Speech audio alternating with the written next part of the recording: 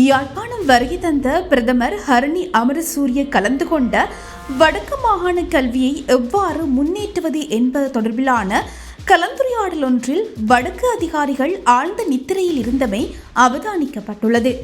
நடைபெற்ற கல்வி பொதுத்தராதர உயர்தர பரீட்சை முடிவுகளின் பிரகாரம் வடக்கு மாகாணம் பின்தள்ளப்பட்டமை தொடர்பில் பிரதமர் ஹரணி அமரசூரிய தலைமையில் உயர்மட்ட கலந்துரையாடல் ஒன்று வடக்கு மாகாண சபை கேட்போர் கூடத்தில் நடைபெற்றது.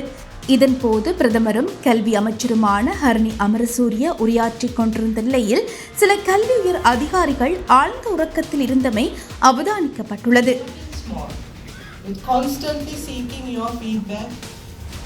And we have a commitment that we can wait for another 10 years.